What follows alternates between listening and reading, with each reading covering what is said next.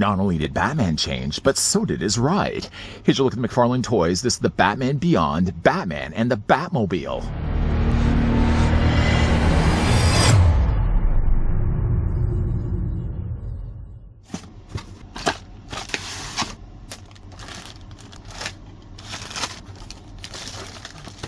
Terry McGinnis was just an ordinary teenager until his father was mysteriously killed. Suspecting foul play, Terry meets an older, bitter Bruce Wayne and learns a secret hidden for decades. When Bruce refuses to help, Terry steals and dons a high-tech, tricked-out batsuit in a quest to avenge his father's death as Batman. It seems even in the future, chicks still dig the car. And before we actually look at Batman's car, I'd like to thank the folks over at McFarlane Toys that made this review possible. Now, there's actually two versions of the Batman Beyond Batmobile. There's the one that we're looking at in this review that is the deluxe version. It's going to have lights and sounds and an additional Batman. And there's also the basic release of that. That's going to essentially be the same vehicle, but without the lights, without the sounds, and without the Batman. Let's go ahead and, like I said, take the tape measure. We're going to go from one end to the other. The Batmobile is pretty long. Some assembly is required, but when it's fully assembled, you're looking at it being 21 inches in length, or roughly about 54 centimeters long.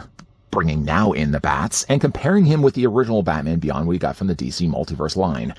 If you like this mold, we've gotten this mold, well, between that and the Batwoman Beyond, we've gotten about 4 mold releases of 4 variants of the release of this figure. And then again, I think we've gotten about like 2, maybe 3 Batwoman Beyond figures.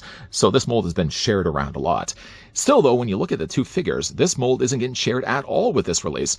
In actual fact, it seems to be, from what I can tell, a retooling, an extensive retooling of the John Kent Superman that we've looked at before on this channel. And I guess, really, if the Batmobile is the star of the show, does that then make Batman the accessory to the set? I'll leave that to you to think about. You won't have to think about the question, does it come included with the trading card? Clearly, as you can see, the proof is in the pudding. Yes, it does. I do like that in this case, they haven't used vehicle photography. What they've done instead, it looks like they've illustrated this. Now, if the Batman Batmobile does look a little bit different from the cartoon, this is actually the design based on more of the comics.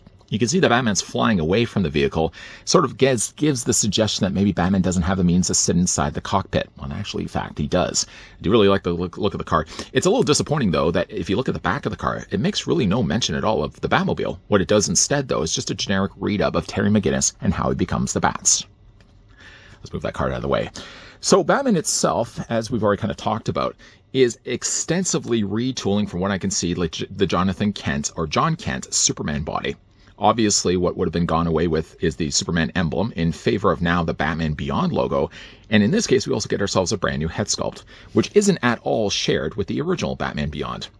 This figure has gotten a faceplate version. I'm trying to think if there's also been a Shadow Tech version, I believe, of this figure that was all decked out in blue. In the end, though, there's nothing at all that I can see that are shared between the two figures. Maybe like the biceps, maybe the shoulders, but everything else looks like it's extensive retooling. I guess maybe like the legs are the same. Okay, now that I kind of think about it, the biceps, the shoulders, the lower legs all seem to be shared between the two figures. Retooling extensively, though, for the abdomen, and retooling, of course, the torso there. So if anything, maybe you could also even say that John Kent was a retooling of the Batman Beyond. Oh, that even makes you think a little bit further. The one thing that's kind of interesting, though, is if, say, for example, you happen to have this mold, I don't know, again, how many times we've gotten this release. If you'd like, though, to be able to sit this guy sitting inside the cockpit, you can't pull it off. Well, the only way to pull that off is to literally pull the wings off, because, as you know, flat plastic doesn't bend. Well, it bends, but you'll never be able to bend it back. So while this Batman Beyond did, in fact, have extendable wings, what I'm almost even tempted to do is, because, again, I have a couple of releases of this figure, maybe go in there and try to pry the wings off this one. And even if they do eventually snap, I still have at least a serviceable Batman that can sit inside the cockpit. It's almost like they needed to release a figure with this vehicle that does have removable wings. In actual fact, it does. Now, this head sculpt, though, is a brand new retool. I don't think this may be the first and only time we've gotten this mold of a Batman Beyond. It does make very much more like a resemblance of Bruce Wayne before he retires the role of Bats. Of course, extensively retooling there, the top of his torso. Again, I feel like this part here, maybe this area and the arms, again, it's between John Kent and Batman Beyond. Choose for yourself which ones have come first. I guess really the Batman Beyond would have come first with the arms and the lower legs. The thing about it, though, is while the deco is all really nice and fine for the front of the figure, because, of course, it's supposed to look like he's sitting inside the cockpit where, like, the dashboard lights all around him would have illuminated in red, Only just the black and the red are featured on the front of the figure. It's only just red on the back. There's no real additional black. Not that it really necessarily needs it either, but if you're one that likes just to display your figure on the shelf, you might be a little more disappointed to find that on the back of it, no paint got afforded at all. What he does have, though, is he does have wings, and the wings do extend out. It's crucial, though. Obviously, if this guy's going to sit inside the cockpit, there has to be something that's done in order to change that. It's not magic. It's not mystery. All it really is you have to detach this piece, which I'll do in a second. When you are putting it back, though, this piece right here, you want to make sure you snap it in securely. If it's not sitting in completely, I find then it causes these wings to be overly loose because essentially it has to sandwich the wings to the torso, keeping the wings good and tight. So again, like that's what Batman's going to look like if he's just standing and displayed on his own. Of course, I guess before we put this guy inside the vehicle, we'll run through the articulation on the figure. So Batman's going to have a ball joint. It's really tight, and I was surprised to see how tight it actually was. Head's going to look up, the head's going to look down, and you can also move it back and forth. The upper torso is going to be on a ball joint. Same could be said as well for the abdomen area. That's also on a ball joint. The arms would normally rotate all the way around. You want to just make sure it clears at least the wings. The figure does also have a T-pose, yeah. Swivel at the bicep, double hinge on the elbow, and yes, swiveling all the way around on the hands. The legs split out. A full Van Damme splits if you prefer. The legs, yes, move forward. They move back. There's a swivel at the top of the thigh. Double hinge on the knee and articulation down below with an ankle rocker. I feel like also these legs, not only for John Kent, but I think they were also shared with Lightning Lad. Lightning Lad? I think so. In the end, though, again, like while they've retooled, and again, like looking at the ankles, different ankles, so lower legs are a little bit different. It's not to say that they didn't retool. I know we're spending so much time talking about which molds got used from which figures. In the end, though, some of the mold aspects got carried from Batman Beyond, John Kent, and possibly Lightning Lad. So in order to get this guy here to sit inside of that, what you need to basically do first is you need to pry this plastic piece off. The first time you do it, it's super tight. Every time you do it afterwards, it becomes a little bit easier. There's a tab piece right here, and there's a slot right here. And you can see, like, the moment this comes off, it kind of looks like an owl's face. Maybe not an owl's face. It looks more like a monkey's face. Woo! Once that's detached, obviously it's going to make these wings overly loose. You're going to take the wings, and you're just going to wiggle them off the posts. You do that on one side, and obviously to complete the goals, you need to do it on the other side as well. And now you got Batman Beyond without his wings. No real means to fly. I guess he still has rockets on the bottoms of his boots. So now you'd be able to sit inside the cockpit. We'll kind of just put him off to the side here. We'll come back to him in a second. I did want to show you, obviously, the Batmobile as well. Some assembly, it's so funny, though, that we're talking about disassembling Batman Beyond to sit him inside the cockpit, yet you have to get some assembly required in order to get the Batmobile to look like this. The front of these wings here, these little strut pieces actually have to be assembled. They snap on one side, they snap on the other. Not so securely, though. They're fairly easy to detach. So if you would rather have, like, for example, these removed, you can just easily remove them, and you don't have to worry that they're like those friction snapped pieces that, you know, once you get them in place, to take them off runs the risk of snapping any of the plastic. No, they seem pretty easy to detach. The other thing also, too, is that it attaches to a display stand. The display stand, if I just remove it right now, put the Batmobile down for a second, does really have a nice Batman Beyond logo. So much work went into this. I'd like to think that they could maybe use this for a future release. I don't really know what, maybe like, again, the cartoon version of the Batmobile? Yeah, that would be cool. And then, of course, there's a metal post that sits inside of that. So you get this piece, you get this piece. I mean, again, simple shapes. You know how everything comes together. But this basically will just attach, I should say, on the undercarriage of the vehicle. The one last thing you may want to do before you do that, though, is you have to install the batteries. It takes 3 AAA batteries. It doesn't come included with the vehicle. I mean, AAA batteries are pretty easy to come by. I think I have myself like a pack of 20. I only really need the 3. They went all in there. And then to light everything up, you press this back button right here. This entire section that's shiny and black, you have to press it down. We'll kind of talk more about that in a moment. Yeah, I mean, like, the Batmobile as a whole looks really neat. I mean, it's a little jarring from what I would expect the Batmobile to look like from the future, because, again, like, I grew up watching the cartoon, but it does still have very much like the look of the vehicle. It's just a little bit different. It now has also the red canopy windows here as well. I mean, that will certainly aid as well to, like, illuminate Batman inside. To open up the canopy, by the way, you just press this button here on the front. That pops up. Inside, you can see it has very much futuristic tech. A nice little Easter egg also in there as well. It's the return of the Joker. Love the return of the Joker. I really, of the two, I actually kind of like the theatrical cut and not the director's cut.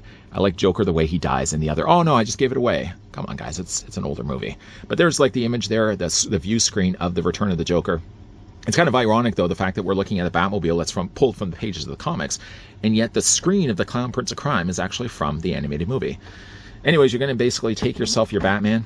I mean, obviously, you already know how a figure will sit inside of a vehicle. Just fold in the legs, and then he basically will just slide inside.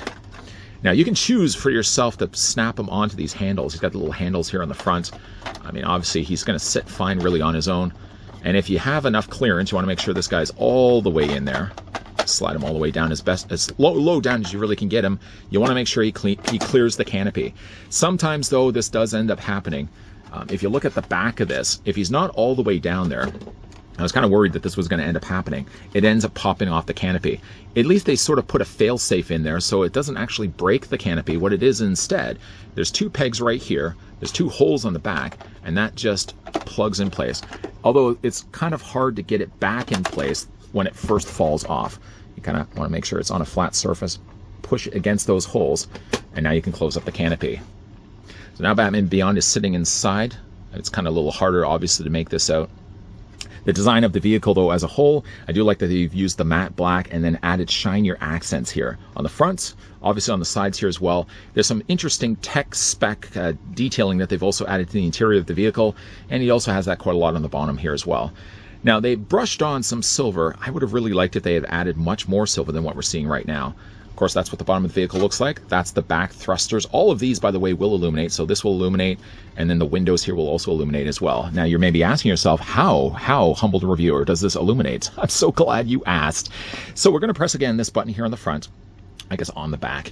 It's going to cycle through 2 sets of light sequences, and then on the 3rd press, it's going to emit as well the lights and the sounds. So if I haven't pressed this, I want to make sure I've kind of got this in the proper order. You push it the first time, it illuminates. And just to show you what that looks like, that's what the illumination is. It's quite bright really inside.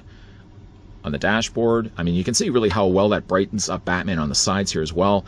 And it also does illuminate on the back. Now, this doesn't stay on indefinitely. Don't worry, you're not going to be draining the batteries. After a while, it will turn off. But it stays on long enough at least to get the full effect going. So we'll leave it on kind of a little bit here, and as you can see, it starts to flash. And then eventually, the lights will dim. So we press it again. That must then have been the 2nd time that I pressed it. You finally get yourself the lights and the sounds. So it's not only going to make the sounds coming from the back of the thrusters, but also you can see the interior does flash as well. That's the 3rd sequence. So let's just say this was the beginning sequence again. You'd press it once, it would illuminate. And pressing it again, by the way, will turn it off. You press it again, same idea, it illuminates. The 2nd time, though, is the time I really did want to start this with the 1st sequence. I ended up pressing it with the 2nd sequence. The 2nd one actually has it flashing. And you'll see, again, I know we've already kind of looked at this. It'll start to flash. Eventually, it'll start to flash, and then eventually will extinguish. The 3rd one, though, pressing the button again, will then cycle through the audio clips. There goes the flashing. So that's a little bit different on the 2nd stage. And then again, the final stage will be, we'll just close the cockpit for that.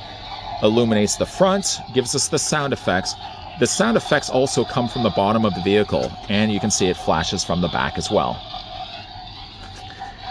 Let's say, though, that you don't really all that care about the audio clips, or really for that matter, the lights. I think there is, again, a basic version of the Batmobile that's going to give you everything that you're getting right now, short of the audio clips, short of the lights and the sounds, and short of, obviously, Batman sitting inside the vehicle right now. I mean, for me, at least, if I had the choice, I probably would have gone the route of getting the Batmobile with the lights, with the sounds, because it gives a little more shelf appeal. Periodically, I'm always one that likes to kind of go buy things that have lights and sounds, just randomly go up and press something on it just to see what it's going to do.